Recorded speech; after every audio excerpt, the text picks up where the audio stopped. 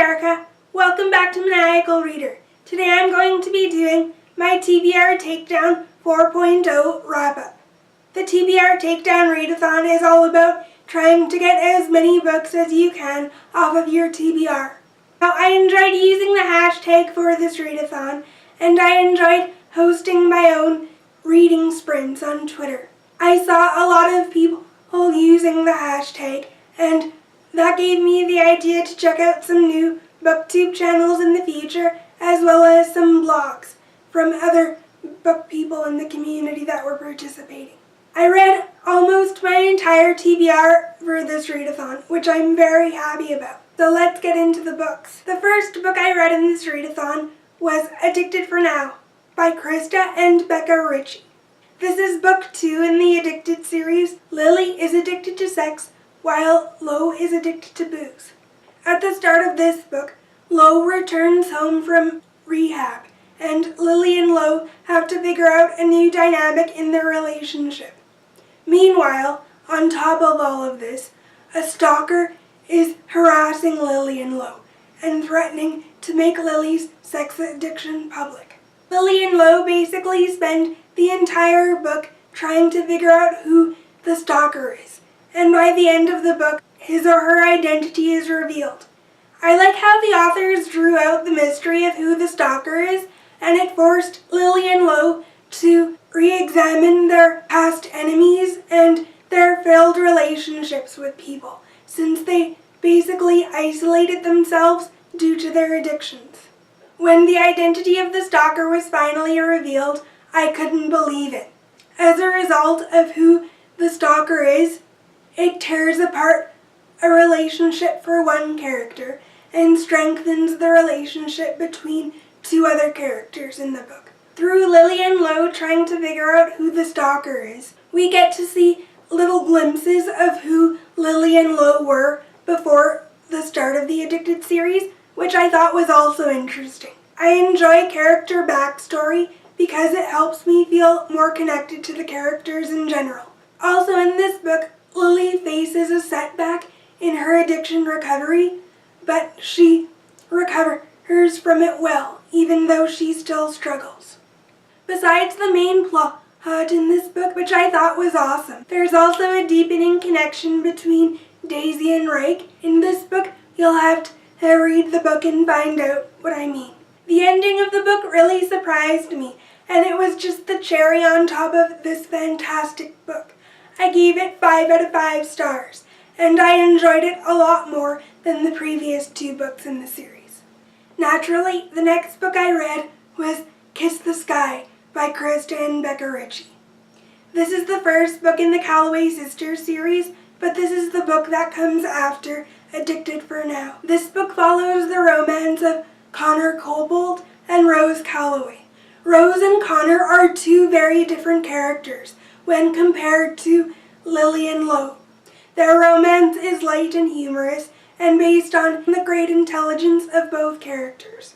Now that Lily's sex addiction has become public, Rose's fashion company, Calloway Couture, is suffering. As a result, she finds a way to boost sales by devising a plan to make a reality TV show of their lives. The producer named Scott creates strain in Connor and Rose's relationship. To top everything off, Rose is also a virgin.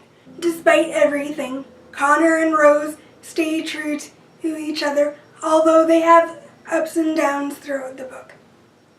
I liked this book in general. I gave it 4 out of 5 stars, and to me it added a new element of flavor to the series, since I wasn't expecting their lives to turn into a reality TV show. I enjoyed the ending of this book.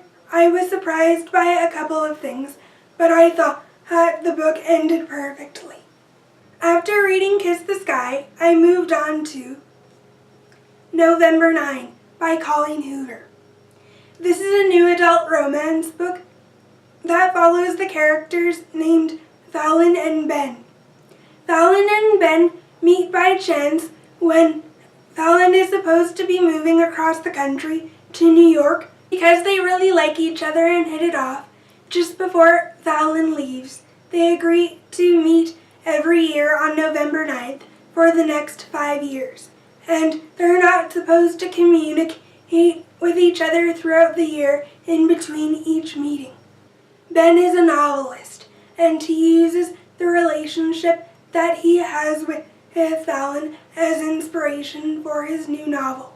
I started reading this book before the Addicted series, and I got it to about page 68, and I wasn't really in the mood to read this book. The characters' connection with each other was just so unrealistic and instant love that I wasn't in the mood to read this book anymore, so I put it down.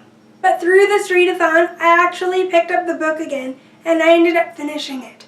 I gave this book 3 out of 5 stars. The book is told through the alternating perspectives of both Fallon and Ben, and each section covers each November 9th that they meet each other.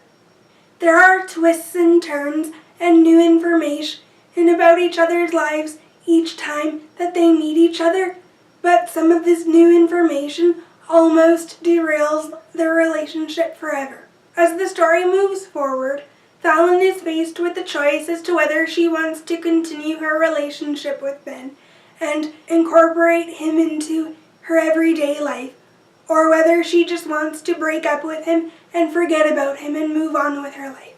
This story definitely tests the strength of love and how far someone is willing to go to rectify their past mistakes.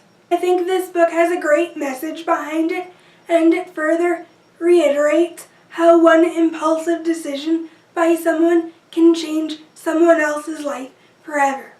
Even though this book had a rocky beginning, it did seem like Ben and Fallon genuinely wanted to learn more about each other each time they met, and their romance grew on me. Near the beginning of the book, the reader learns that Ben knows Fallon from somewhere, and as they read further on in the book, they get to find out how exactly he knows her. I got to find out where Ben was coming from in his life and where he actually knew Fallon from. I understood him more as a person as the book went on, for sure. I also saw some character development from Fallon as well. At the beginning of the book, Fallon is a shy and insecure girl, but through her relationship with Ben, she grows to feel more confident in herself and more confident about life in general, as well as some of her family relationships too.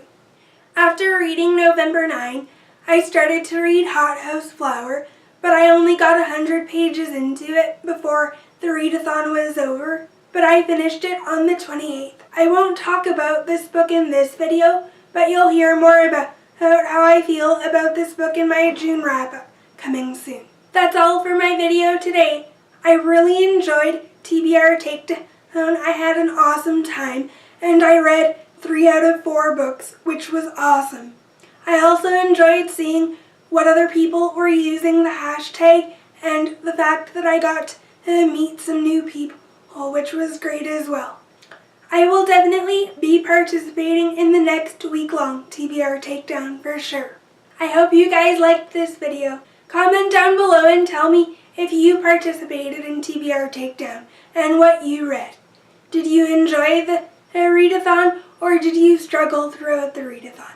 I'd love to hear your thoughts. I'll see you guys in my next video. Bye!